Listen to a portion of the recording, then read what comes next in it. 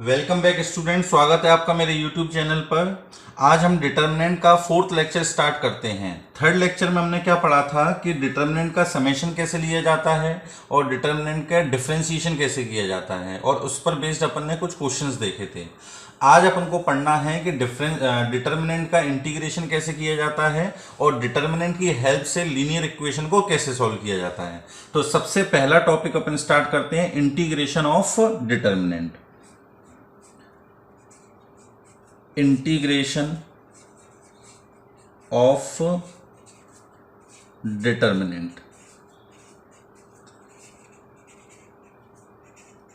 जैसा कि अपन ने समेशन के लिए पढ़ा था कि जब अपन को किसी डिटर्मिनेंट का समेशन लेना है तो समेशन अपन लेने के लिए क्या कंडीशन होनी चाहिए कि डिटर्मिनेंट की सिर्फ एक रो या एक कॉलम जो है वेरिएबल होना चाहिए, बाकी सारे एलिमेंट्स क्या होने चाहिए, कांस्टेंट होने चाहिए। डिटर्मिनेंट की सिर्फ एक रो या कोई एक कॉलम यदि वेरिएबल है तब जाके अपन डिटर्मिनेंट में समेशन ले सकते हैं। अगर अपने पास एक से ज्यादा रो या कॉलम के एलिमेंट वेरिएबल होंगे तो उसका समेशन नहीं लिया जा सकता। सिमिलरली इंटीग्रेशन में भी क्या है कि अगर अपने पास कोई एक रो या कोई एक कॉलम अपने पास x का फंक्शन है तब जाके अपन उसका इंटीग्रेशन कर सकते हैं अथवा नहीं कर सकते। जैसे कि मान लीजिए कि कोई डिटर्मिनेंट दे रखा है delta x, this is equal to F X G X H X, फिर A B C P Q R. ये जो अपने पास A B C P Q R हैं ये कांस्टेंट हैं, और F X G X H X जो हैं ये अपने पास क्या हैं, एक्स के फंक्शन हैं। अब अगर आपसे बोला जाए कि इंटीग्रेशन ऑफ ए से लेकर b delta x dot d x, ठीक, हमें क्या करना है, इस डिटर्मिनेंट का इंटीग्रेशन निकालना है। अब इसमें आप देख रहे हो कि सिर्फ फर्स्ट रो जो है वो x का फंक्शन है, बाकी सारे एलिमेंट कांस्टेंट हैं, तो इसका इंटीग्रेशन लिया जा सकता है। तो अब इसका इंटीग्रेशन अपन क्या लिखेंगे, इंटीग्रेशन ऑफ a से लेकर b F x dot d x, integration of a से लेकर b, सॉरी a और b यहां पर अपन ने यूज कर लिया है तो यहां पर अपन x1 से x2 लिख देते हैं। तो x1 से लेकर x2 है ना, यहां भी अपने पास x1 से लेकर x2 gx डॉट dx, और यहां भी अपने पास x1 से लेकर x2 hx dot dx। Clear है ये चीज। उसके बाद सेकंड रो के एलिमेंट एज इट इज रहेंगे, थर्ड रो के एलिमेंट भी अपने पास एज इट इज रहेंगे। मतलब जो रो या जो कॉलम अपने पास वेरिएबल है या एक्स का फंक्शन है, सिर्फ उन एलिमेंट का अपन को इंटीग्रेशन करना है। जो अपने पास कांस्टेंट है उसका इंटीग्रेशन नहीं किया जाएगा। क्लियर है ये चीज। तो इस तरीके से अपन डिटर्मिनेंट का क्या करते हैं, इंटीग्रेशन करते हैं। क्लियर है ये चीज। अब मान लीजिए कि इसके अंदर अगर ये एलिमेंट जहां पे ए लिखा हुआ है ये एलिमेंट भी एक्स का फंक्शन होता तो अपन इस तरीके से इसको इंटीग्रेट नहीं कर सकते। फिर क्या करना होता है कि डिटर्मिनेंट को आप ओपन करो, ओपन करने के बाद जो पूरा एक्सप्रेशन बनेगा उसको अपन को क्या करना पड़ेगा, इंटीग्रेट करना पड़ेगा। कहीं पर अगर दो फंक्शन का मल्टीप्लिकेशन आ रहा है तो इंटीग्रेशन में अपन पढ़ेंगे इंटीग्रेशन बाय पार्ट्स, तो उस तरीके से इसका इंटीग्रेशन किया जाएगा। आ रही है बात समझ में। अभी शायद आपको इंटीग्रेशन नहीं आता होगा इसलिए इस पे अपन ज्यादा क्वेश्चन नहीं, एक आध एग्जांपल डिस्कस कर लेंगे। क्लियर है ये चीज। तो आई थिंक आपको ये टॉपिक तो समझ में आ गया होगा। अब नेक्स्ट जो इंपॉर्टेंट टॉपिक है क्या कि डिटर्मिनेंट से अपन लीनियर इक्वेशन को कैसे सॉल्व करते हैं, ये बहुत जरूरी है क्योंकि कंपटीशन में इससे बहुत क्वेश्चन पूछे जाते हैं। ठीक, आप ये मान के चलो कि हर साल ये क्वेश्चन तो इस पे पूछा ही जाता है, मतलब सॉल्यूशन ऑफ लीनियर इक्वेशन पे, और स्कूल में तो पूछ ही जाता है इस पे। क्लियर है ये चीज। तो चलिए देखते हैं अपन solution of linear equation using determinant. तो चलिए अपन शुरुआत करते हैं किसकी, solution of linear equation using determinant. सबसे पहले अपन पढ़ते हैं किसके लिए, for two variable, for two variable या फिर दो अननोन। ये मैं पहले भी आपको है ना मैट्रिक्स चैप्टर में बता चुका हूं, फिर एक बार देख लीजिए। मान लीजिए अपने पास दो लीनियर इक्वेशन दे रखी हैं। पहली इक्वेशन है a1x plus b1y, this is equal to c1, और दूसरी अपने पास लीनियर इक्वेशन दे रखी है a2x plus b2y, this is equal to c2। अब हमें इन दोनों लीनियर इक्वेशन को डिटर्मिनेंट की हेल्प से सॉल्व करना है। ठीक, तो देखो x की जो अपन वैल्यू बोलेंगे वो अपन क्या बोलेंगे, dx डिवाइडेड बाय d, और y की जो वैल्यू अपन बोलेंगे वो क्या आएगी, dy अपॉन डी। क्लियर है ये चीज। या फिर इसको किसी किसी बुक्स में क्या लिखा होता है, d1 अपॉन डी, और dy को बोल देते हैं अपन d2 अपॉन डी। क्लियर है ये चीज। अब ये d1 d2 या फिर dx dy ये होते क्या हैं, तो ये देखिए d का मतलब अपने पास होता है कि determinant of the coefficient. x और y के जो एलिमेंट कोफिशिएंट्स हैं उन इनसे मिलकर जो अपने पास डिटर्मिनेंट बनता है उसको क्या बोला जाता है, d। तो इसका मतलब d क्या होगा, determinant of a1 b1 a2 b2। तो determinant of a1 b1 a2 b2। Clear है ये चीज। तो ये कहलाएगा अपने पास क्या, d। इसके बाद अपन को क्या निकालना है, dx निकालना है। तो dx निकालने के लिए अपन क्या करेंगे कि d के अंदर जो भी x के कोफिशिएंट हैं, x के कोफिशिएंट क्या है, a1 a2, उसकी जगह क्या रिप्लेस करना है अपन को, कांस्टेंट। तो ये आ जाएगा अपने पास c1 c2 और b1 b2 as it is रहेंगे। क्लियर है ये चीज। x के कोफिशिएंट की जगह कांस्टेंट रिप्लेस करने हैं जब अपन dx निकालें, या d1 बोलते हैं इसको। और जब अपन को dy निकालना होगा तो d में अपन क्या करेंगे, y के कोफिशिएंट को रिप्लेस करेंगे किससे, कांस्टेंट से। x के कोफिशिएंट एज इट इज रहेंगे, मतलब a1 a2, और ये अपने पास रहेगा c1 c2। क्लियर है ये चीज। तो अपन ने क्या करा, y के कोफिशिएंट को रिप्लेस कर दिया। क्लियर। ये वैल्यू को आप कैलकुलेट कर लोगे, d की वैल्यू क्या आ जाएगी, a1 b2 माइनस का a2 b1। ऐसी x की dx की वैल्यू क्या आएगी, c1 b2 minus c2 b1, और dy की वैल्यू आएगी a1 c2 minus a2 c1। Clear है ये चीज। एक्चुअल में ये जो मेथड है अपने पास वो क्या है, जो आपने ना 10th में पढ़ा होगा, क्रॉस मल्टीप्लिकेशन मेथड। उस क्रॉस मल्टीप्लिकेशन मेथड से देखो अपन कैसे निकालते थे, जैसे ये दो इक्वेशन दे रखी हैं, फर्स्ट और सेकंड।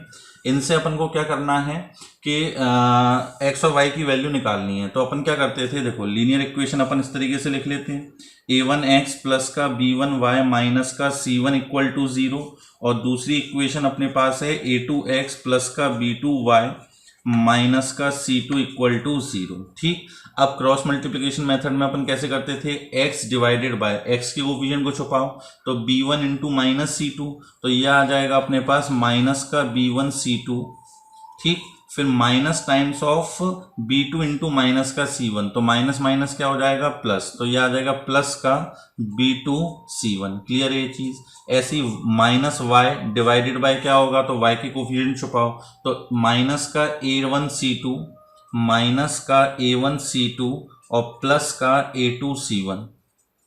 सिमिलरली 1 अपॉन, अब कांस्टेंट को छुपाओ, तो a1 b2 और माइनस का b2 a1। क्लियर है ये चीज। अब x की वैल्यू निकालनी है तो अपन इस वाले एक्सप्रेशन को और इस वाले एक्सप्रेशन को इक्वल रखेंगे, तो अपने पास यहाँ पर x की वैल्यू देखो क्या आ जाएगी, b2 c1 माइनस का b1 c2 divided by a1 b2 minus का b2 a1। क्लियर है ये चीज।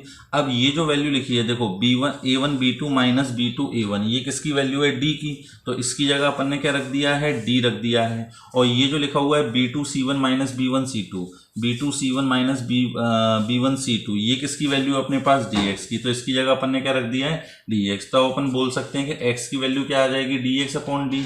ऐसी जब इन दोनों को इक्वल रखेंगे अपन, तो y की वैल्यू आ जाएगी, और y की वैल्यू क्या आएगी, dy अपॉन डी। क्लियर है ये चीज। तो आई थिंक आपको ये चीज तो समझ में आ गई होगी, दो वेरिएबल की इक्वेशन को अपन कैसे सॉल्व करते हैं। सिमिलरली अगर अपने पास तीन वेरिएबल होते, तीन अननोन होते, तो क्या करते हैं अपन, तो जैसे मान लीजिए अपने पास तीन वेरिएबल की इक्वेशन है फॉर थ्री वेरिएबल।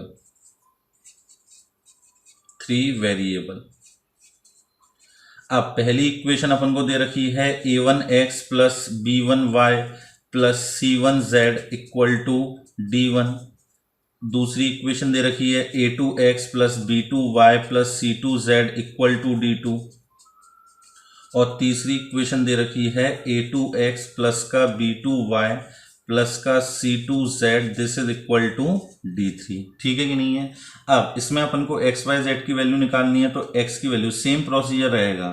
x की वैल्यू क्या आएगी अपने पास, dx अपॉन डी, y की वैल्यू अपने पास आएगी dy अपॉन डी, और z की वैल्यू अपने पास आएगी क्या, dz अपॉन डी।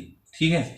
अब जब दो वेरिएबल की इक्वेशंस थी, दो अननोन वाली इक्वेशंस थी, तब अपने पास क्या था कि ये जो d D x D y थे, ये अपने पास दो ऑर्डर के डिटरमिनेंट बन रहे थे। क्लियर है ये चीज। अब यहाँ पर अपने पास तीन वेरिएबल हैं, तो यहाँ पर d D x D y d z जो बनेंगे वो क्या होंगे, अपने पास तीन ऑर्डर के डिटरमिनेंट बनेंगे।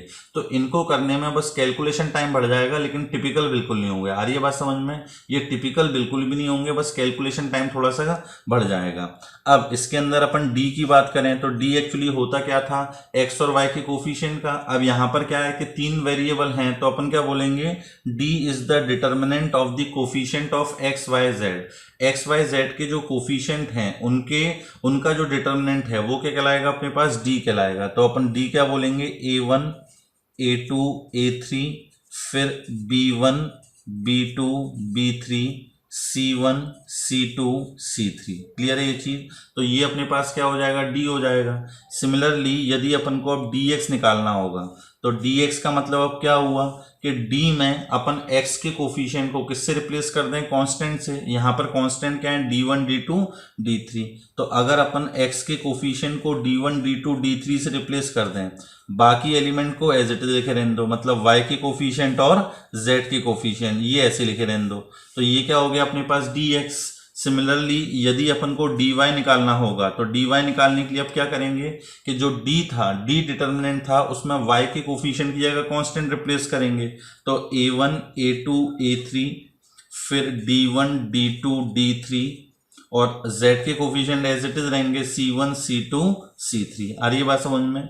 और अगर अपन से पूछा जाए dz क्या आएगा, तो dz क्या हो जाएगा अपने पास, A1 A2 A3, x के coefficient as it is B1 B2 B3, y के कोफिशिएंट एज इट इज, और z के कोफिशिएंट की जगह क्या आ जाएगा अपने पास, कांस्टेंट, मतलब D1 D2 D3। आ रही है बात समझ में? क्लियर है ये चीज। तो इस तरीके से अपन क्या कर सकते हैं कि तीन वेरिएबल की इक्वेशन को सॉल्व कर सकते हैं। आ रही है बात समझ में? चलिए इस पे हमें एक दो एग्जाम्पल देखते हैं अपन।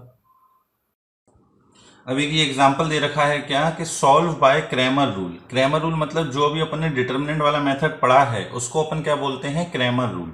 तो अपन को इन दो इक्वेशन को क्रैमर रूल से सॉल्व करना है। तो बड़ा सिंपल क्वेश्चन है, ठीक है ना।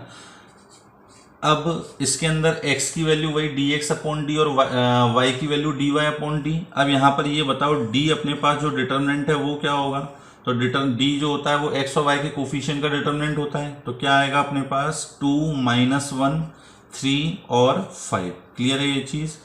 तो इसकी वैल्यू अपने पास क्या आ जाएगी, 5 × 2 10 माइनस माइनस प्लस 3, तो ये अपने पास कितना आ जाएगा, 13। क्लियर है ये चीज। अब अपन को निकालना है dx की वैल्यू। तो dx की वैल्यू जब अपन निकालेंगे तो अपन क्या करेंगे कि ये जो x के कोफिशिएंट हैं इसकी जगह कांस्टेंट रख देंगे। तो ये आ जाएगा 17 6 -1 एंड 5। क्लियर। 17 5 जा 85, 85 प्लस 6 91। तो dx की वैल्यू कितनी आ गई अपने पास, 91।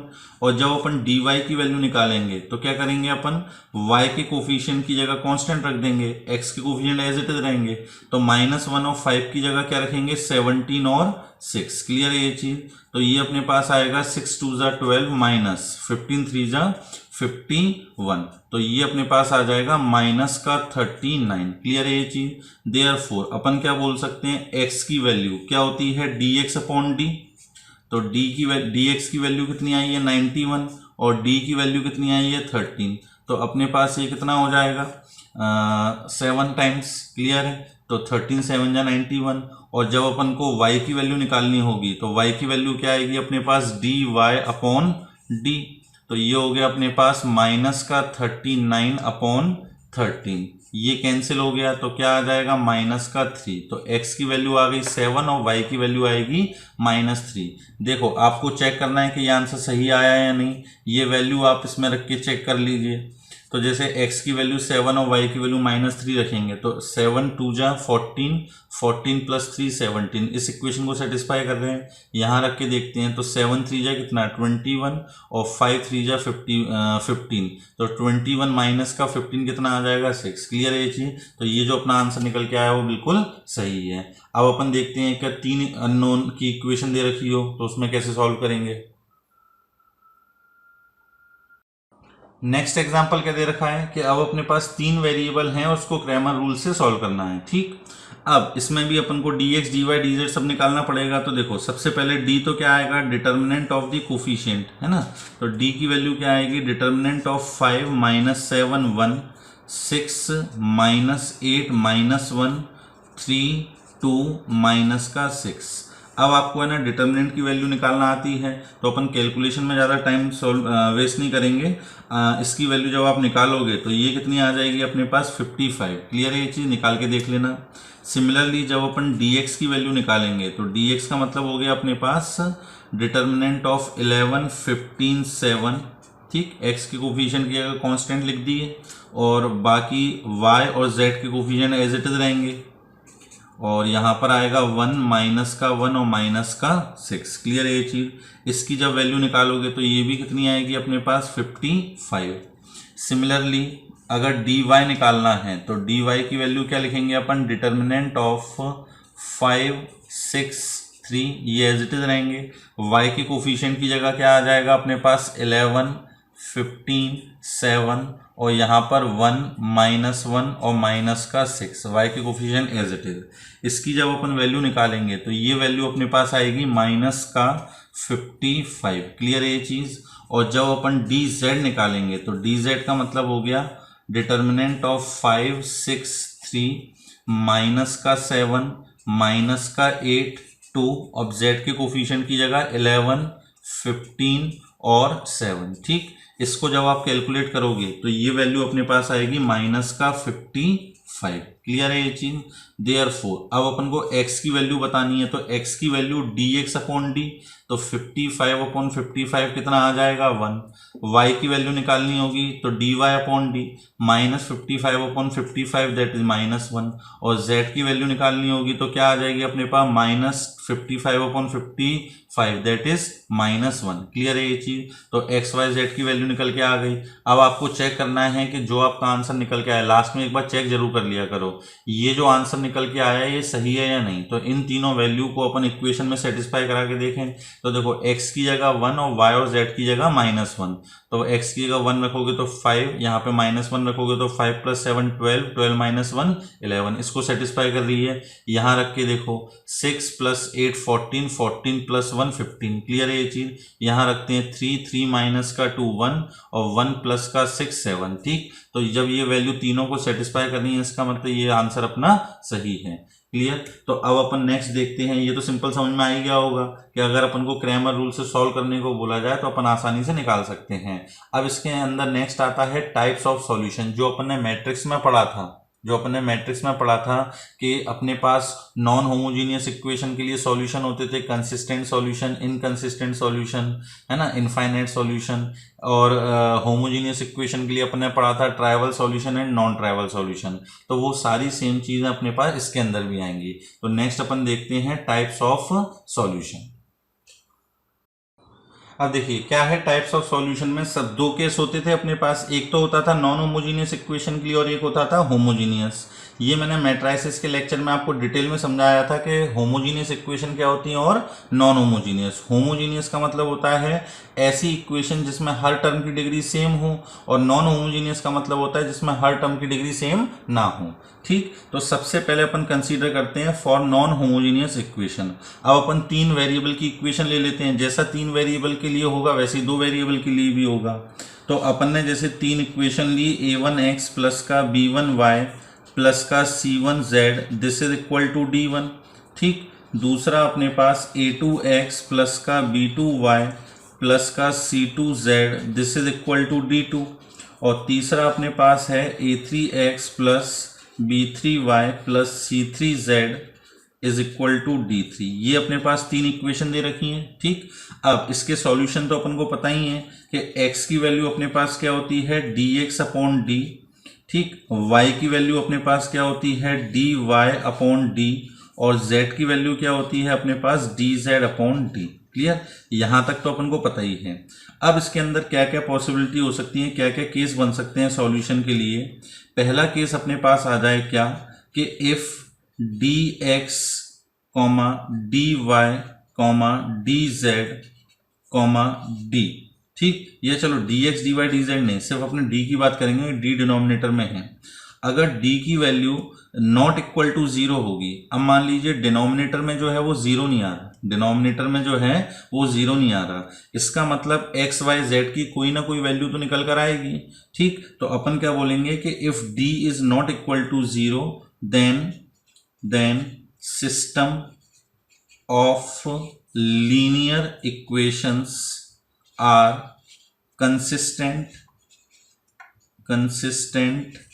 and have unique solution आ रही है बात समझ में। अगर अपने पास d जो है कैपिटल D ये अपने पास जीरो के इक्वल नहीं है, d is not equal to zero, तो अपन क्या बोलेंगे कि अपने पास ये जो लीनियर इक्वेशंस हैं इनका एक सॉल्यूशन कैसा होगा, कंसिस्टेंट होगा, और अपने पास कैसा सॉल्यूशन निकल के आएगा, यूनिक सॉल्यूशन निकल के आएगा। कंसिस्टेंट वर्ड के बारे में आपको बताया था कि कंसिस्टेंट वर्ड अपन कब यूज करते हैं, जब अपने पास इक्वेशन के कोई ना कोई सॉल्यूशन निकल कर आते हैं, भले वो यूनिक सॉल्यूशन निकल कर आए या फिर अपने पास इनफाइनाइट सॉल्यूशन निकल के आए, तब अपन कौन सा वर्ड यूज करते हैं, कंसिस्टेंट।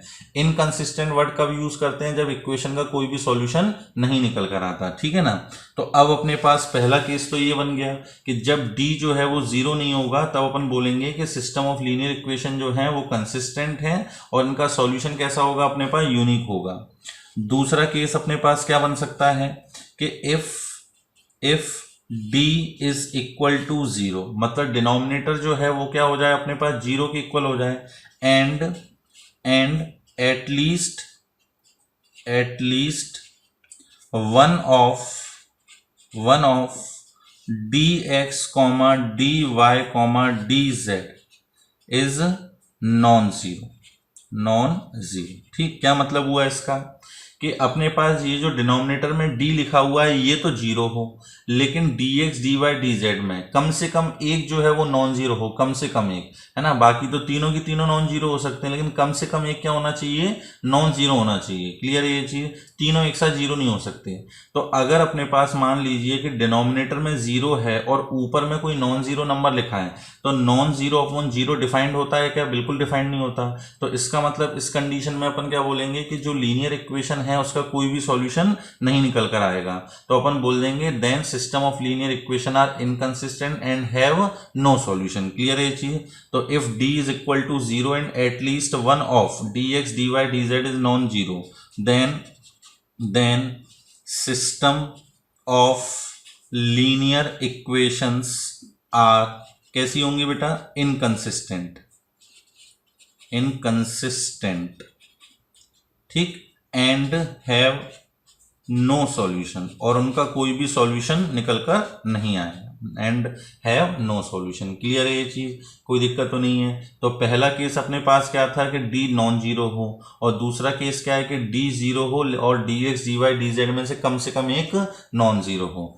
एग्जाम में मतलब जो क्वेश्चन आपको पूछा जाएगा तो क्वेश्चन में एक्चुअली ये सब लिखा नहीं होगा। क्वेश्चन में तो आप मतलब कंडीशन ये कुछ नहीं दे रखी होगी, ये कंडीशन तो अपन को खुद लिखनी है। अपन को तो क्वेश्चन में क्या बोल देगा वो कि ये इक्वेशन दे रखी है, ये इनकंसिस्टेंट है, तो एक अननोन दे देगा या एक वेरिएबल दे देगा, बोला इसकी वैल्यू निकालो। तो अगर उसने बोला कि ये इक्वेशन के सॉल्यूशन कैसे हैं, कंसिस्टेंट है, तो अपन क्या करेंगे, इनकंसिस्टेंट है, तो अपन क्या करेंगे कि d की वैल्यू जीरो के इक्वल रखेंगे और dx, dy, dz में फिर देखेंगे कि वो वैल्यू जो अननोन की वैल्यू निकल के आ रही है उस पर कहीं ये तीनों एक साथ जीरो तो नहीं हो रहे।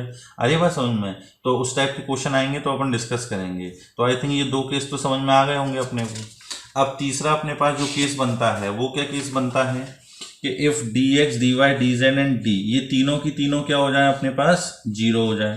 तो if d is equal to dx equal to dy is equal to dz, ये चारों क्या हो जाए अपने पास zero. dx, dy, dz zero मतलब न्यूमरेटर जीरो, और d जीरो होने का मतलब डिनोमिनेटर भी जीरो।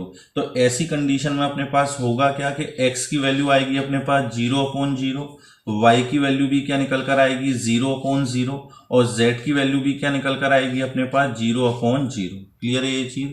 अब अपन ने पढ़ा है कि जब भी मैथमेटिक्स में 0/0 की फॉर्म बनती है तो इसके कितने सॉल्यूशन होते हैं, इनफाइनाइट सॉल्यूशन होते हैं। मैट्रिसेस चैप्टर में बताया था ये कि इसके कितने सॉल्यूशन निकल के आते हैं अपने पास, इनफाइनाइट सॉल्यूशन निकल के आते हैं। तो अपने पास अब देखो सॉल्यूशन तो निकल के आ रहे हैं, लेकिन कैसे सॉल्यूशन आ रहे हैं, इनफाइनाइट सॉल्यूशन। तो जब सॉल्यूशन निकल के आ रहे हैं तो अपन क्या बोलेंगे इसको, ये कंसिस्टेंट है। तो if dx dx dy dz अगर ये चारों जीरो हो then system of linear equations are consistent and have कितने सॉल्यूशन, इनफाइनाइट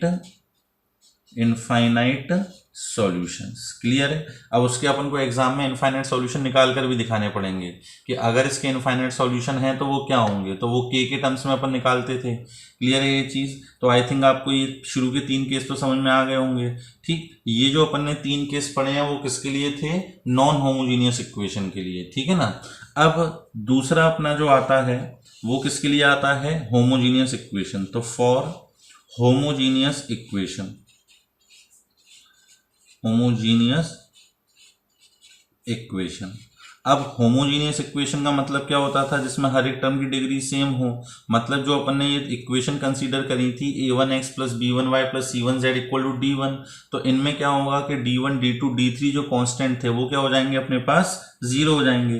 तो इक्वेशन क्या बचेगी, a1x + b1y + c1 = 0 c1z। दूसरी इक्वेशन a2x + b2y + c2z = 0। ठीक, और तीसरी इक्वेशन क्या होगी, a3x + b3y + c3z कितना, 0। मतलब अपन क्या बोल सकते हैं इसको देखकर कि जो d1 d2 और d3 थे वो किसके इक्वल हो चुके हैं अपने पास, 0 के इक्वल हो चुके हैं। क्लियर है ये चीज। अब देखो इसके हिसाब से अब अगर अपन d लिखेंगे तो d की वैल्यू तो क्या आएगी, determinant of a1 b1 c1 a2 b2 c2 a3 b3 and c3।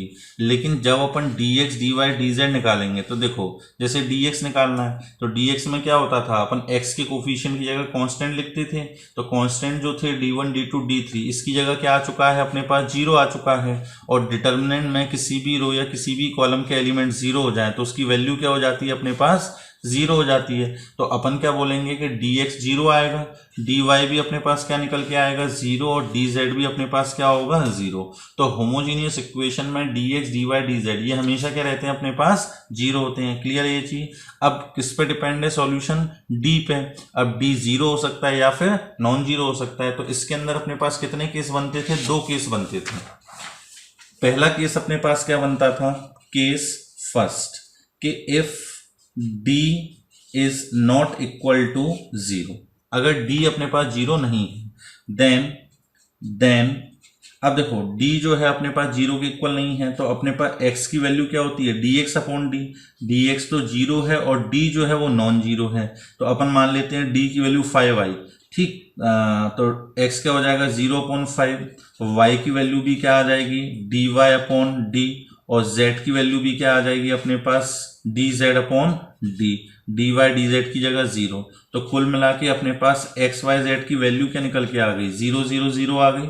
अब जब तीनों 0 वैल्यू आती हैं तो इसका मतलब अपन क्या बोलेंगे, ये सॉल्यूशन कैसे हैं, कंसिस्टेंट तो रहती हैं इसके अंदर, साथ ही साथ क्या बोलेंगे, ये ट्राइवल सॉल्यूशन है।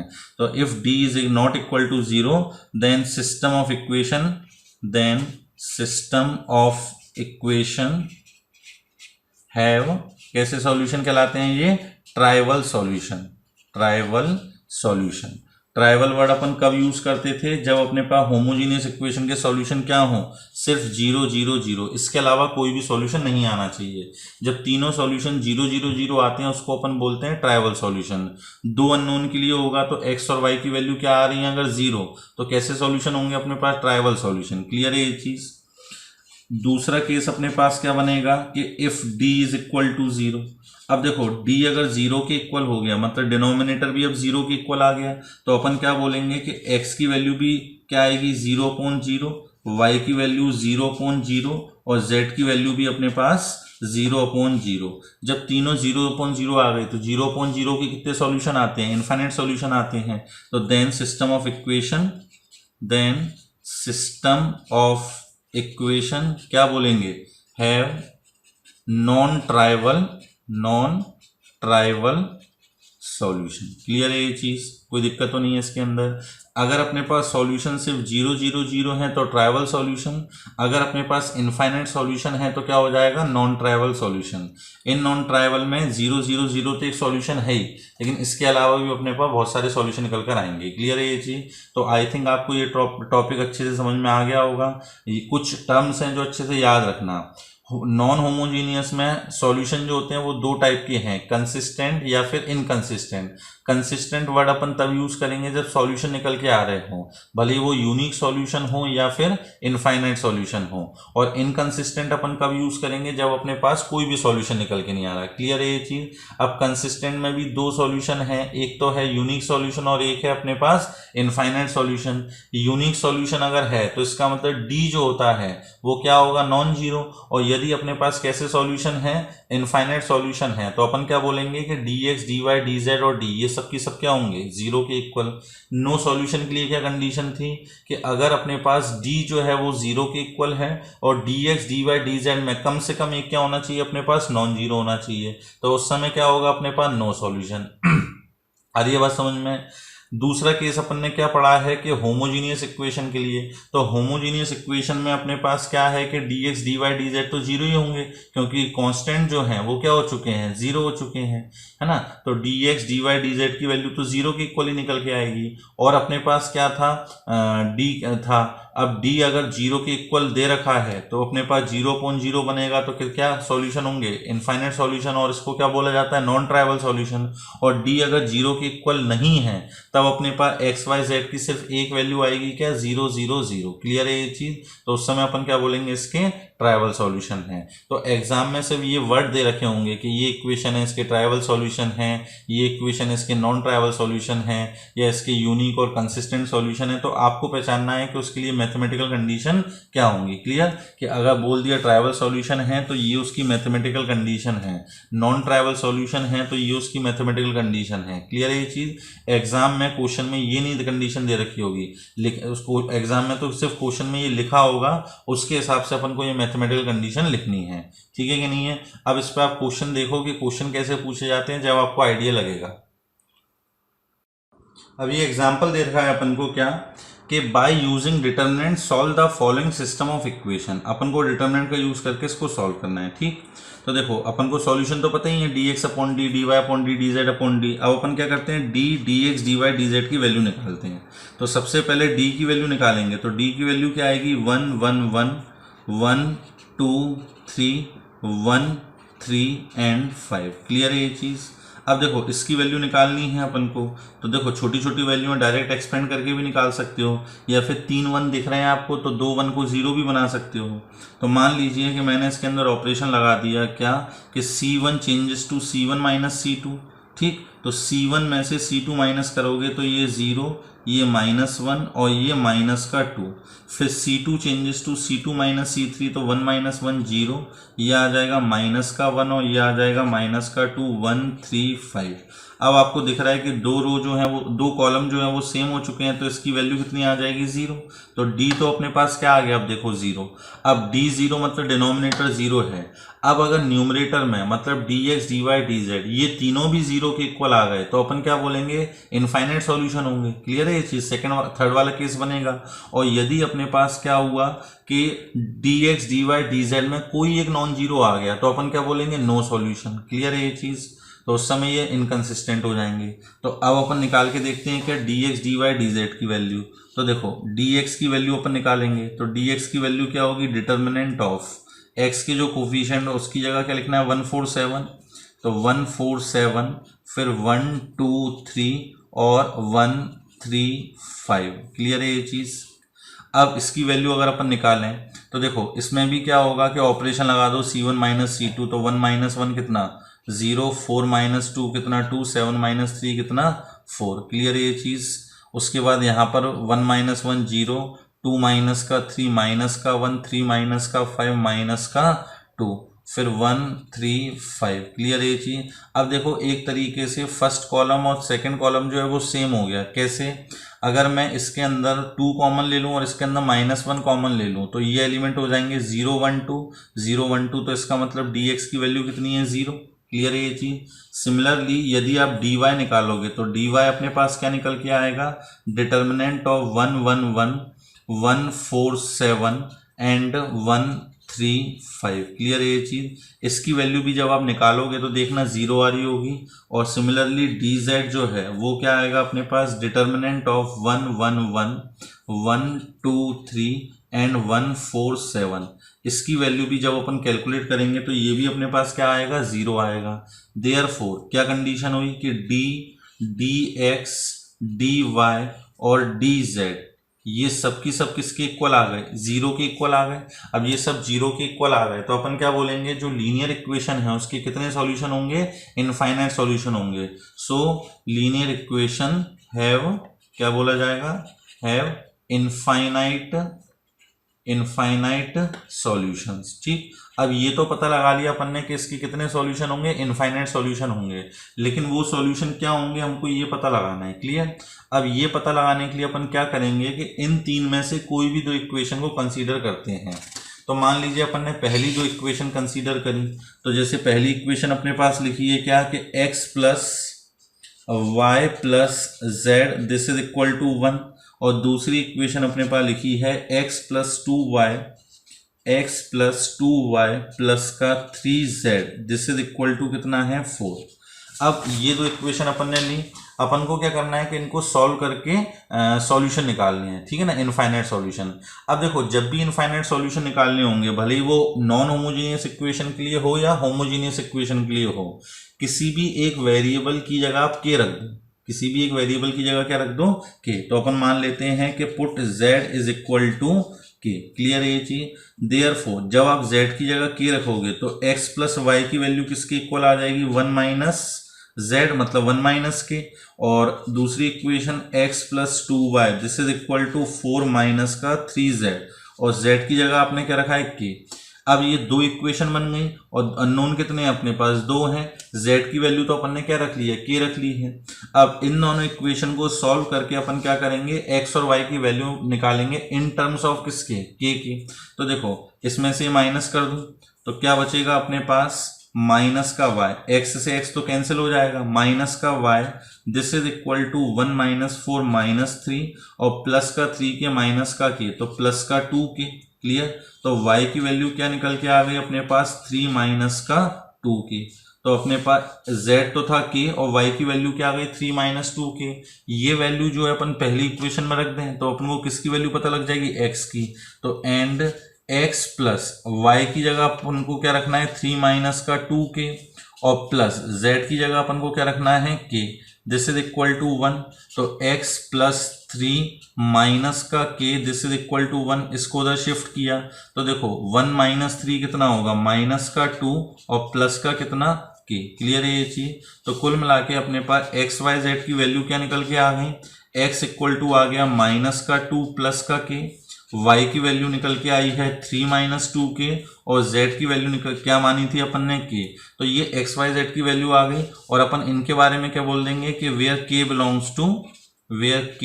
Belongs to r। क्या मतलब हुआ? अपन k की वैल्यू रखते जाएंगे तो अपन को x y z की वैल्यू मिलती जाएंगी। जो x y z की वैल्यू मिलेंगी वही उसके क्या कहलाएंगे? सॉल्यूशन कहलाएंगे।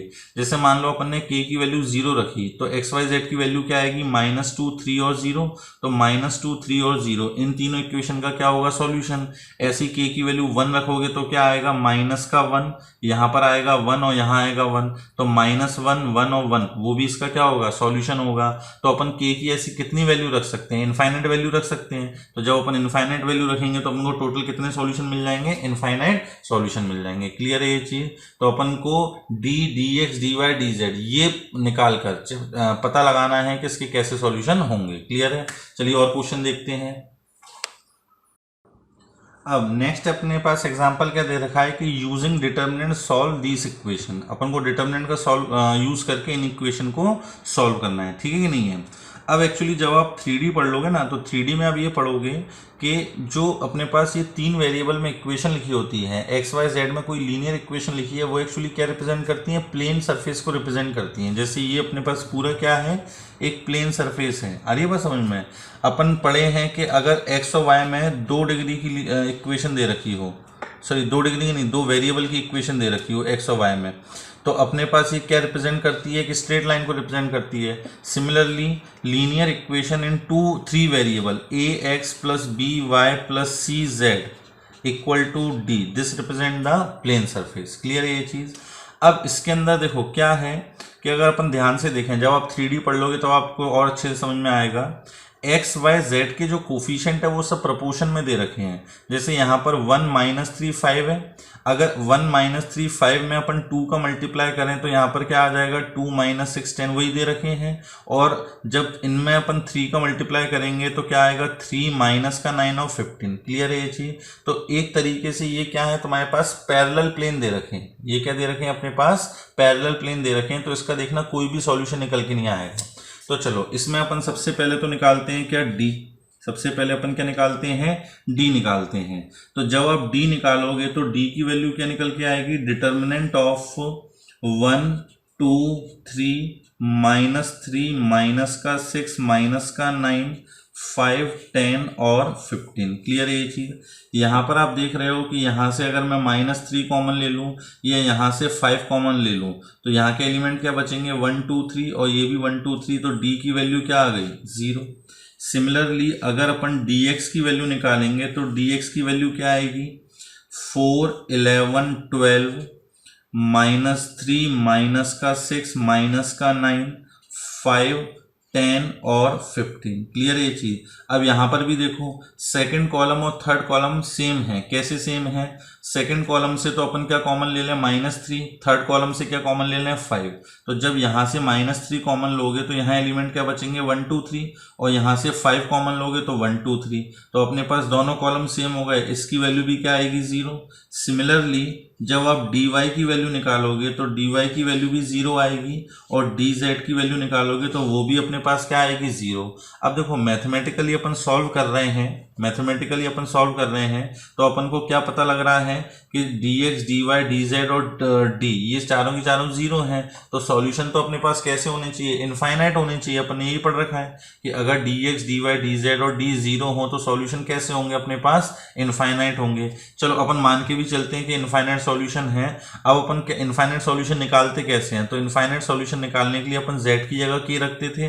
तो चलो कोई भी 2 इक्वेशन लो और उसमें z की जगह k रखो तो क्या आएगा, x - 3y this is equal to 4 minus का 5k, और यहाँ पे अपने पास 2x माइनस का 6y this is equal to 11 minus का 10k।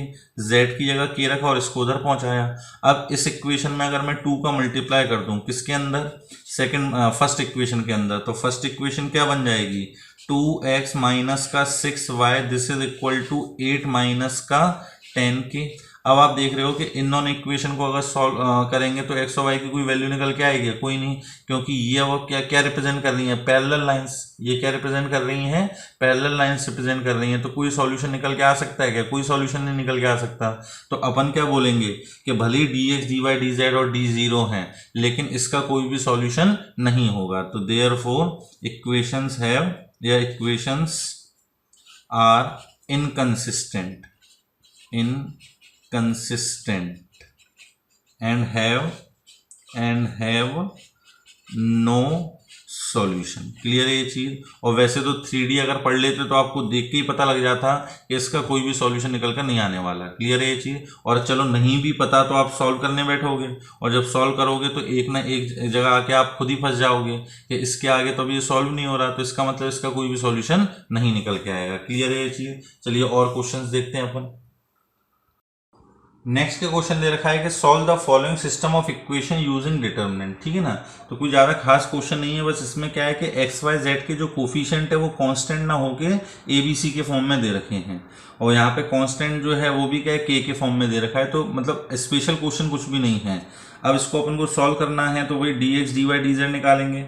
तो सबसे पहले अपन अगर डी की वैल्यू निकालें तो डी की वैल्यू क्या आएगी, determinant of 1 a square 1 b square 1 c square. Clear है ये चीज़।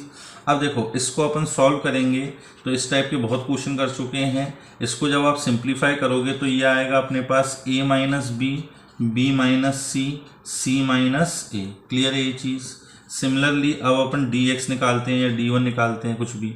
तो जब अपन dx निकालेंगे तो dx क्या आएगा अपने पास 1 के square 1 b square 1 c square. ठीक। अब देखो इसी को देखकर अपन इसकी वैल्यू लिख सकते हैं। क्यों, यहाँ पर हुआ क्या है, बस a की जगह k आ गया है, यहाँ पर a की जगह k आ गया है या नहीं। तो ये जो अपने पास इसका सिंप्लीफिकेशन आया था इसमें भी अपन a की जगह क्या रख देते हैं, k रख देते हैं। तो ये अपने पास आएगा k माइनस का b माइनस का c एंड k माइनस का c माइनस का k, ये आ जाएगा अपने पास। सिमिलरली dy अगर निकालोगे dy तो dy क्या होगा, डिटर्मिनेंट ऑफ 1 ए स्क्वायर 1 के स्क्वायर 1 सी स्क्वायर। तो अब अपन को क्या करना है कि ये जो b था उसकी जगह k आ गया है, तो इस पूरे रिजल्ट में b की जगह क्या रख देंगे अपन, k रख देंगे। तो ये आ जाएगा a माइनस के इंटू के माइनस सी इंटू सी माइनस ए। ऐसे अब डी जेड की वैल्यू निकाल लोगे तो देयरफॉर एक्स की वैल्यू क्या निकल के आ गई, डी एक्स अपॉन डी। जब दिस डिवाइडेड बाय दिस करेंगे तो बी माइनस सी से बी माइनस सी कैंसिल हो जाएगा। क्या बचेगा अपने पास, के माइनस का बी इंटू सी माइनस का के डिवाइडेड बाय ए माइनस का बी और c माइनस का a। क्लियर। ऐसे ही अगर y की वैल्यू निकालोगे तो dy अपॉन डी करोगे, इस समय c माइनस ए कैंसिल होगा तो क्या बचेगा, a माइनस का k इंटू के माइनस का c divided by a minus B into B minus C. ठीक, सी माइनस ए कैंसिल हो चुका है और ऐसे ही जेड की कुछ कुछ वैल्यू निकल के आएगी।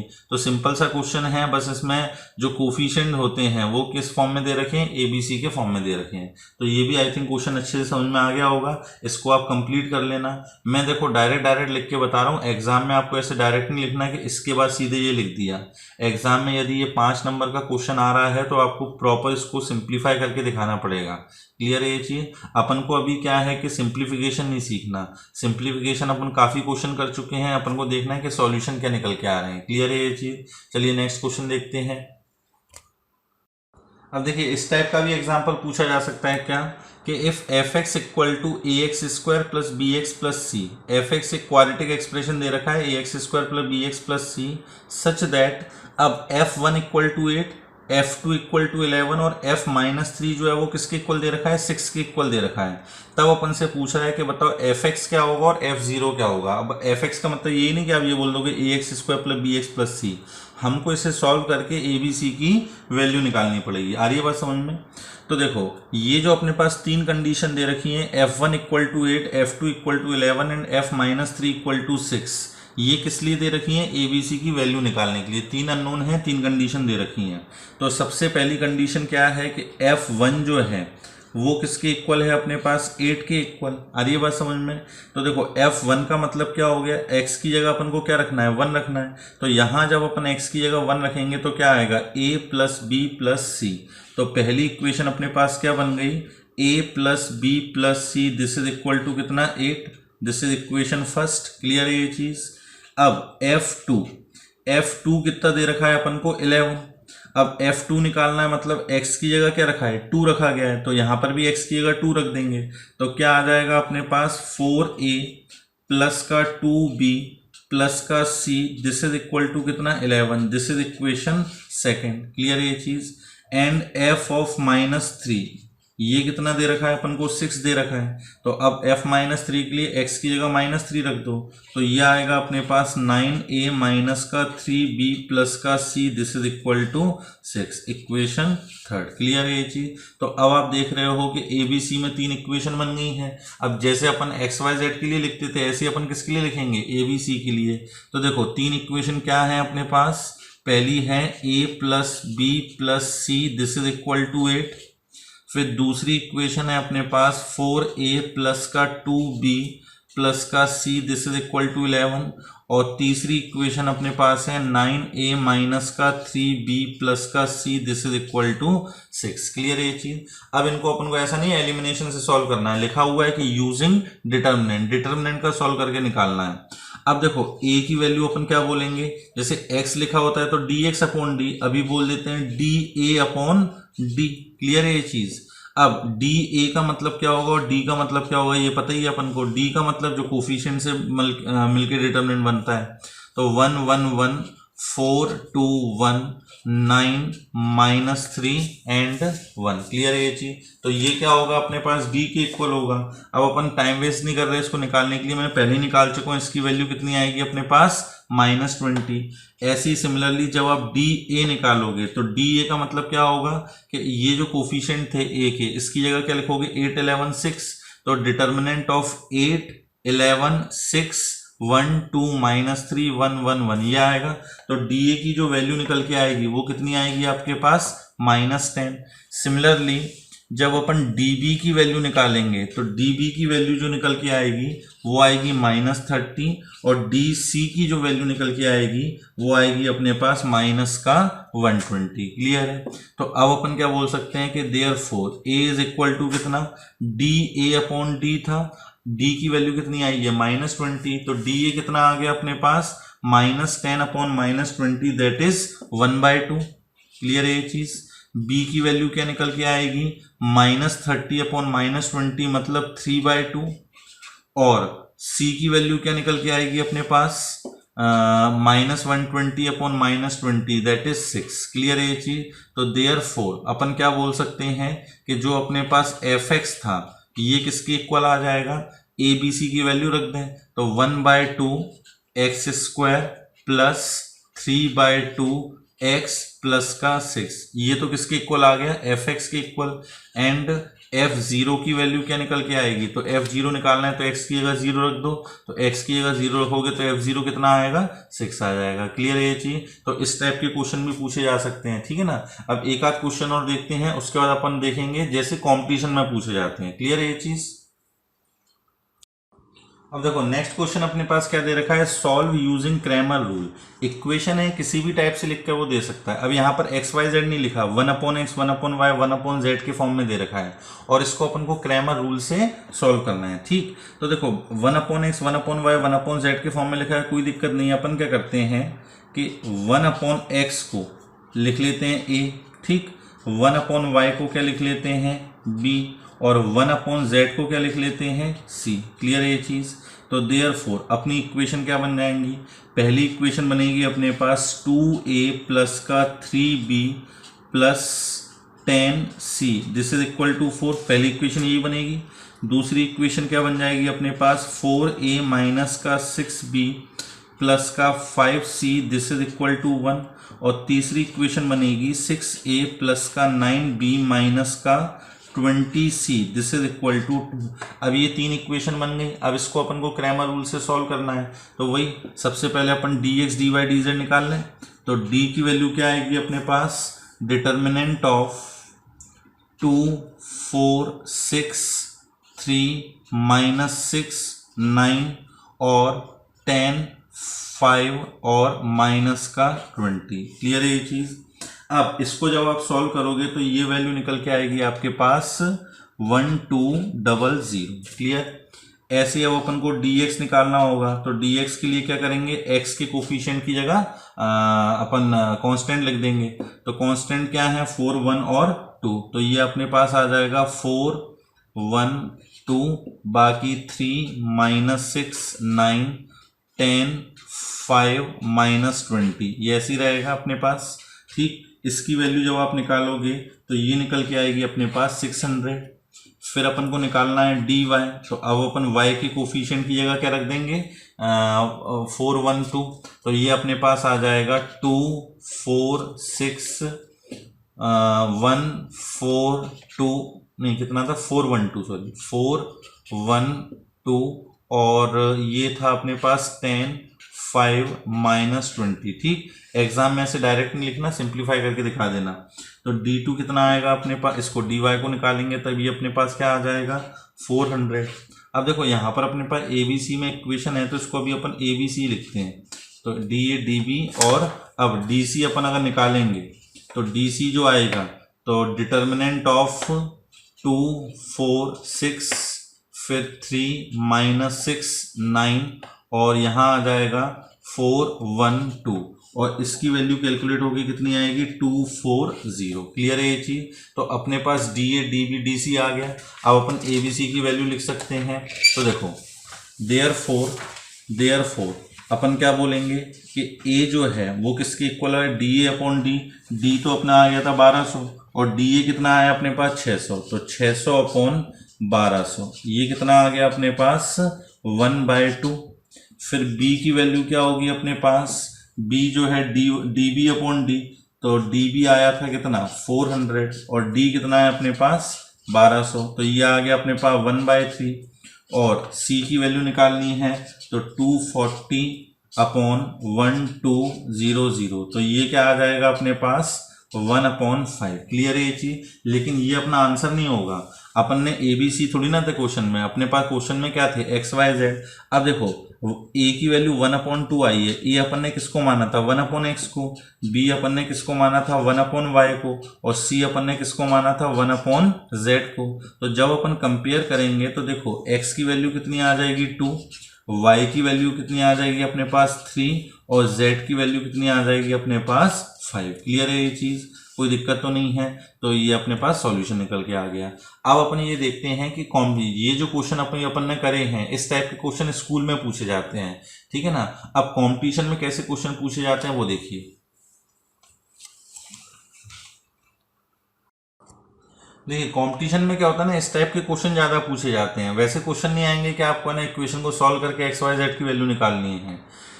क्या लिखा हुआ है, determine the value of lambda for which the following system of equations fail to have a unique solution. मतलब लैम्डा की क्या वैल्यू होनी चाहिए जिसके लिए इसका कोई भी यूनिक सॉल्यूशन निकल कर ना आए। ठीक, फिर इसमें एक पार्ट पूछ रहा है कि does it have any solution for this value of lambda. मतलब एक्चुअली क्या बोल रहा है वो कि यूनिक सॉल्यूशन नहीं होना चाहिए।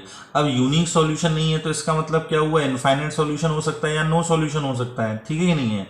अब याद करो कि इनफाइनाइट सॉल्यूशन हो या नो सॉल्यूशन हो, इन दोनों के लिए जो d की वैल्यू होती है वो तो हमेशा किसके इक्वल होती है, 0 के इक्वल। तो सबसे पहले तो अपन क्या करेंगे कि since the equations will fail to have unique solution then क्या होना चाहिए, d इज इक्वल टू 0।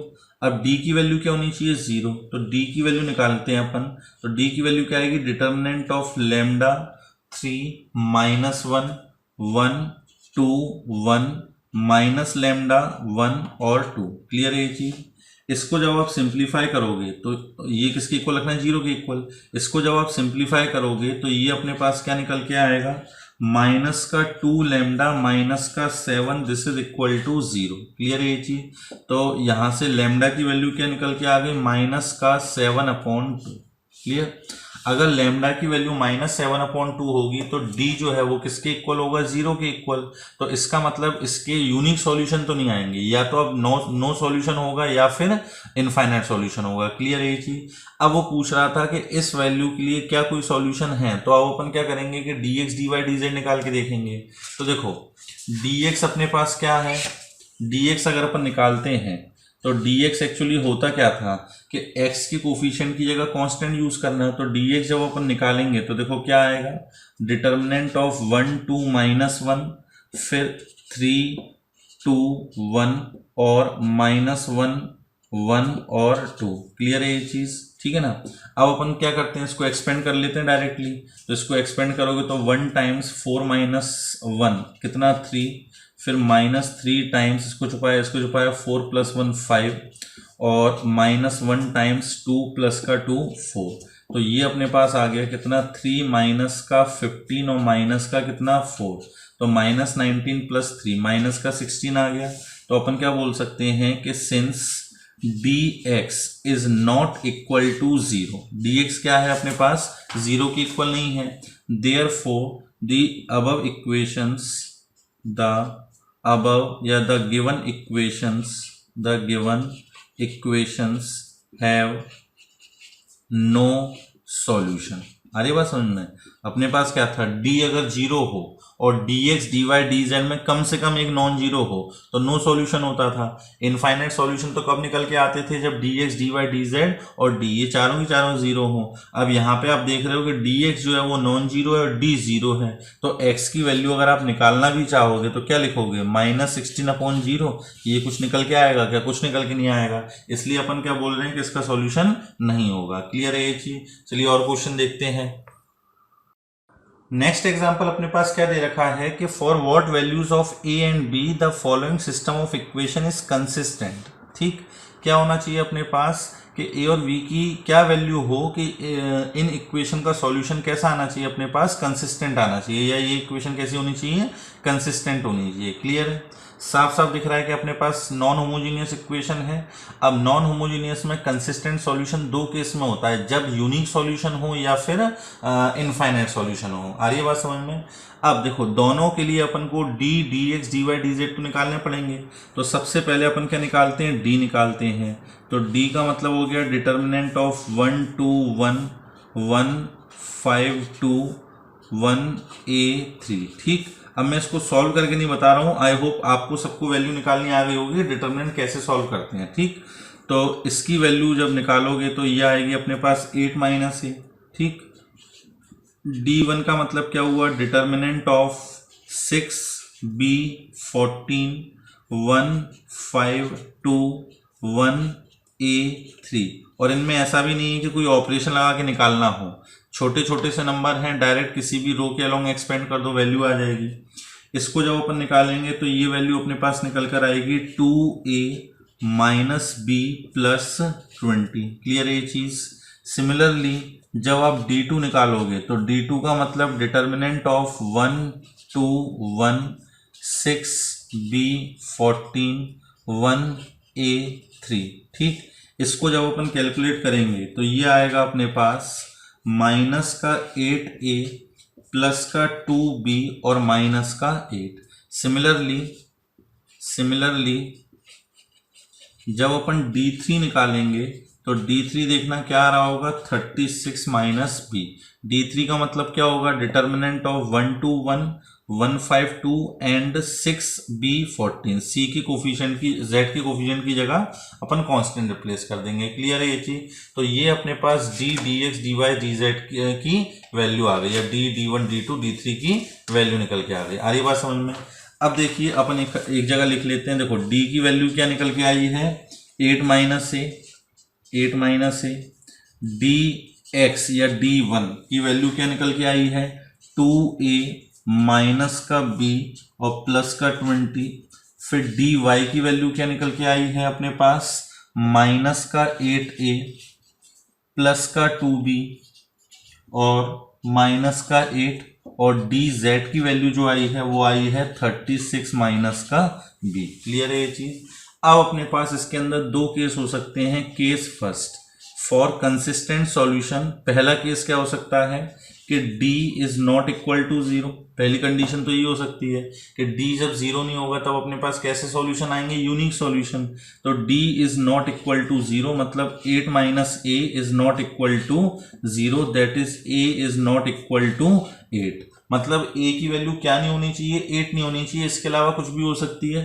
तो अपन क्या बोलेंगे, therefore a belongs to minus infinity से लेकर प्लस इन्फिनिटी, कुछ भी ले सकते हैं एक्सेप्ट 8 को छोड़कर अपन कोई भी वैल्यू लिख सकते हैं, या इसी को क्या लिखा जा सकता है, ऑल रियल नंबर एक्सेप्ट 8। ये तो हो गई ए की वैल्यू।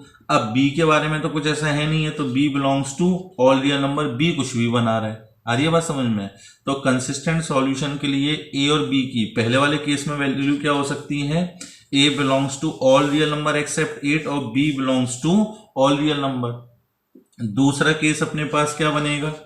दूसरा case, case second, infinite solution वाला। इनफाइनाइट सॉल्यूशन का मतलब क्या हुआ कि D, D x, D Y और डी जेड ये सब की सब क्या हो जाए अपने पास? जीरो हो जाए। तो देखो डी को अगर जीरो रखोगे तो ए की वैल्यू क्या आ जाएगी?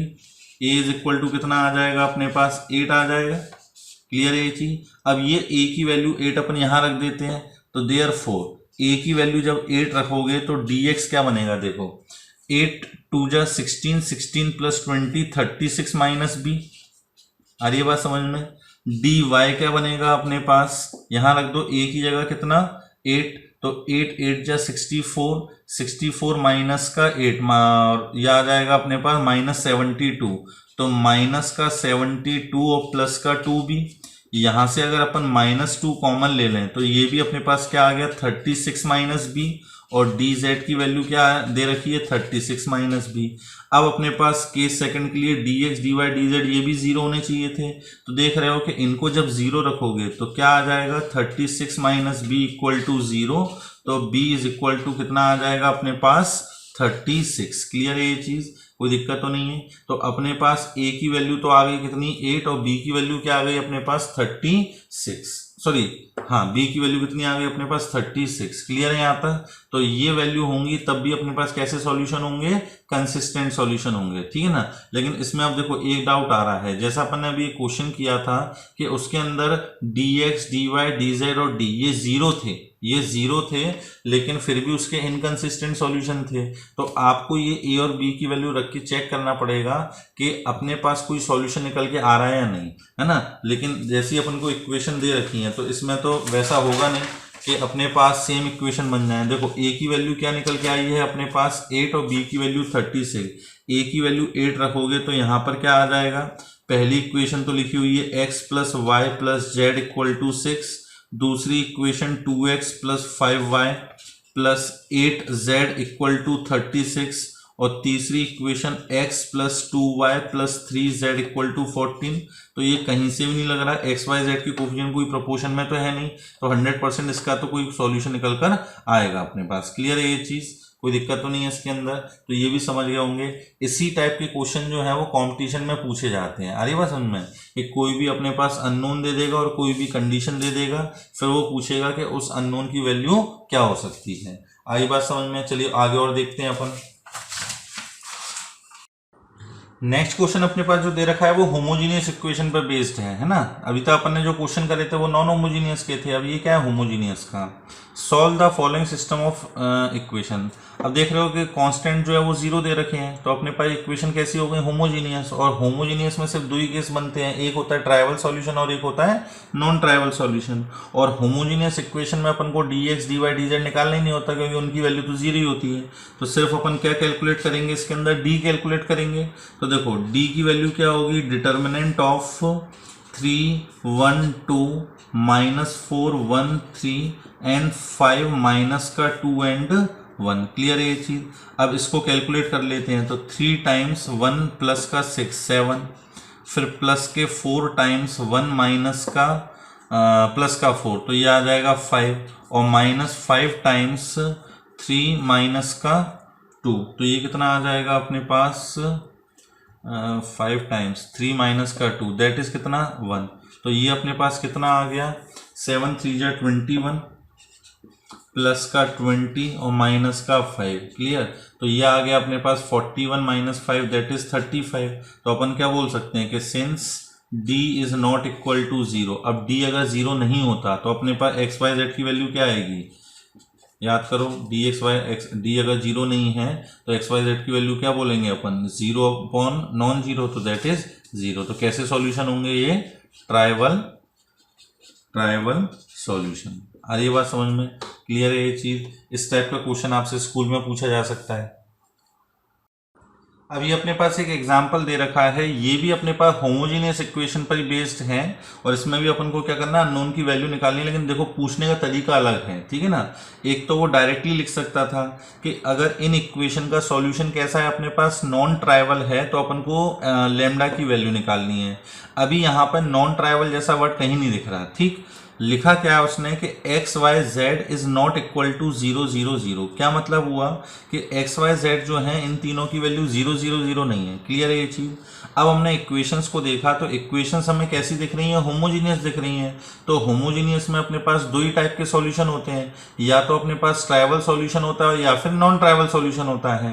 तो अपने पास ट्राइवल सॉल्यूशन का मतलब तो क्या होता है कि एक्स वाई जेड की वैल्यू 0 0 0 होती। अरे बस समझ में, एक्स वाई जेड यदि 0 0 0 होता तो अपन बोलते ट्राइवल सॉल्यूशन। लेकिन उसने बोल दिया कि एक्स वाई जेड जो है वो 0 0 0 नहीं है। इसका मतलब ये हुआ कि इन इक्वेशन का सॉल्यूशन कैसा होगा, अपने पास नॉन ट्राइवल होगा। इनका सॉल्यूशन कैसा होगा अपने पास, नॉन ट्राइवल। नॉन ट्राइवल का मतलब 0/0 की फॉर्म बननी चाहिए। क्लियर है ये चीज। तो देखो ये जो इन्फॉर्मेशन दे रखी है इससे हमने पता लगाया कि इसके सॉल्यूशन कैसे होंगे, नॉन ट्राइवल। यहाँ पे वर्ड कहीं नहीं लिखा नॉन ट्राइवल, अपन ने पता लगाया है। और डायरेक्टली भी पूछ सकता है, वो इक्वेशन देता बोल देता कि इसके नॉन ट्राइवल सॉल्यूशन है तो लैम्डा की वैल्यू पता लगाओ। क्लियर है। अब देखो नॉन ट्राइवल सॉल्यूशन है तो बस डी क्या होगा कि since equations have non-trivial solution, have non-trivial solution, therefore क्या करेंगे अपन, d जो है वो किसके इक्वल होना चाहिए, 0 के इक्वल।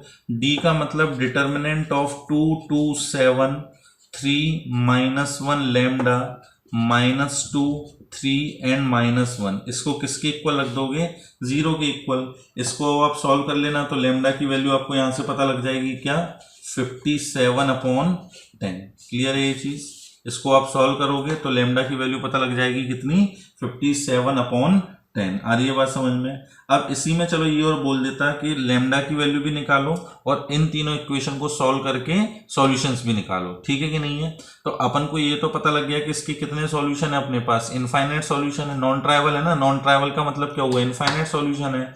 अब हमें इन इक्वेशन को सॉल्व करके इनफाइनाइट सॉल्यूशन निकालने हैं। तो इनफाइनाइट सॉल्यूशन निकालने के लिए तरीका बताया है, क्या, कोई भी दो इक्वेशन लेके चलो। तो अपन जैसे ये पहली दो इक्वेशन लेके चले तो क्या आ जाएगा अपने पास, 2x प्लस का 3y माइनस का 2z इक्वल टू 0।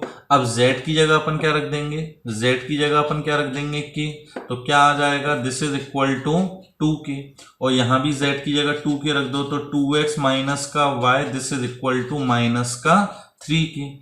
z की वैल्यू अपन ने पहले ही k मान ली। अब आप देख रहे हो कि x और y दो इक्वेशन, दो वेरिएबल हैं, दो इक्वेशन बन गई हैं। तो x और y की वैल्यू निकालेंगे किसके टर्म्स में, अपन k के टर्म्स में। तो यहाँ पर अगर अपन माइनस कर दें तो यहाँ पे ये कैंसिल हो गया, ये आ गया 4y this is equal to कितना, 5k। तो y की वैल्यू कितनी निकल के आ गई, 5k/4। ये y की वैल्यू और z की वैल्यू किसी भी इक्वेशन में रख दो तो किसकी वैल्यू आ जाएगी, x की वैल्यू। तो x y z अपने पास सॉल्यूशन आ गए। क्लियर है ये चीज। और यही सॉल्यूशन अपने पास क्या कराएंगे, इनफाइनाइट सॉल्यूशन। और k क्या होगा इसके अंदर, ऑल रियल नंबर। क्लियर है ये चीज। आई थिंक आपको ये टॉपिक अच्छे से समझ में आ गया होगा।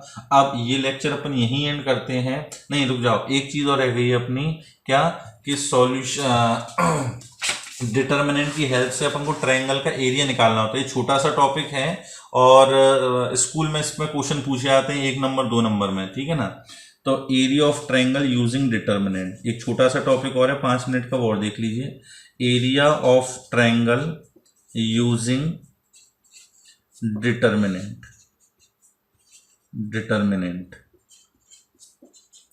ठीक, बड़ा सिंपल है ये। वैसे तो आपने 11th में पढ़ा भी होगा। अपने पास जैसे मान लो 3 वर्टेक्स हैं, x1, y1, दूसरा x2, y2 और तीसरा x3, y3। ठीक, ये अपन को 3 वर्टेक्स दे रखे हैं। अब ये तीनों पॉइंट अगर कोलिनियर नहीं है तो 100% इससे एक ट्रायंगल बनेगा। ठीक, अपन को निकालना है इस ट्रायंगल का एरिया। तो ट्रायंगल के एरिया का फॉर्मूला अपने पास होता है डिटर्मिनेंट के फॉर्म में। ठीक, क्या होगा, 1/2 डिटर्मिनेंट ऑफ पहले वाले कॉलम में सारे एलिमेंट 1, दूसरे कॉलम में सारे x कोऑर्डिनेट लिख दो तो x1 x2 x3 और फिर यहाँ पे y1 y2 और y3। क्लियर है ये चीज। और इसका भी क्या लेना है अपन को, मॉड, क्योंकि एरिया हमेशा कैसा आएगा, पॉजिटिव आएगा, है ना। अगर इस डिटर्मिनेंट की वैल्यू नेगेटिव आ गई तो एरिया नेगेटिव थोड़ी ना होगा, तो इसलिए इसका भी अपन क्या करेंगे, मॉड ले लेंगे। तो अपन को अगर 3 वर्टेक्स दे रखी हैं तो ये उसका क्या होगा, एरिया का फॉर्मूला होगा। अब इसमें कैसे क्वेश्चन पूछे जाते हैं, देखो 2-3 टाइप के क्वेश्चन बनते हैं। एक तो सिंपल सा कि अगर मान लीजिए उसने कोऑर्डिनेट आपको दे दी है, क्या एग्जाम क्वेश्चन बन सकता है कि उसने कोऑर्डिनेट दे दिए कि 1,2, बी है -2,4 और सी अपने पास है 0,5। इनसे बनने वाले ट्रायंगल का एरिया निकालो। तो एरिया आप आराम से निकाल सकते हो, डिटर्मिनेंट ऑफ 1/2। क्या करना है, पहले वाले कॉलम में 1 1 1, दूसरे वाले कॉलम में x कोऑर्डिनेट तो 1 -2 0 और तीसरे वाले में y कोऑर्डिनेट 2 4 5। क्लियर है ये चीज, इसको निकाल लोगे एरिया आ जाएगा और इसका भी क्या, मॉड। दूसरा किस टाइप का क्वेश्चन पूछता है वो, कि उसने 3 कोऑर्डिनेट दे दिए 1,2, बी दे दिया -2, और सी दे दिया 0,5। अब बोला कि ये तीनों पॉइंट अगर कोलिनियर हैं, ये तीनों पॉइंट कैसे हैं, कोलिनियर, तो के की वैल्यू निकालो। तो आप खुद सोचो कि अगर 3 पॉइंट कोलिनियर होंगे तो इनसे कोई ट्रायंगल बनेगा क्या, नहीं बनेगा। तो उस समय अपन क्या करेंगे, एरिया ऑफ ट्रायंगल जो निकालेंगे उसको किसके इक्वल रख देंगे, 0। मतलब इस डिटर्मिनेंट की वैल्यू 0 के इक्वल रख दोगे तो तुम्हारे पास क्या आ जाएगा, के की वैल्यू आ जाएगी। क्लियर है ये चीज। तो बस इस टाइप के क्वेश्चन पूछे जाते हैं एग्जाम में, और ज्यादा से ज्यादा 1 नंबर या 2 नंबर में पूछे जाएंगे, इससे ज्यादा वेटेज नहीं रहता इनका। क्लियर है ये चीज। तो आई थिंक आप इस पर क्वेश्चंस कर ही लोगे, कोई ज्यादा परेशानी नहीं आएगी। तो इस चैप्टर को अपन यहीं एंड करते हैं। डिटर्मिनेंट में आई थिंक आपकी सारी चीजें कवर हो चुकी हैं और सारी चीजें आपको समझ में आ चुकी होंगी। अगर कोई भी प्रॉब्लम हो तो आप कमेंट सेक्शन में मुझे बताइएगा, मैं उसको सॉल्व कर दूंगा। ठीक है बच्चों, बाय बाय, टेक केयर।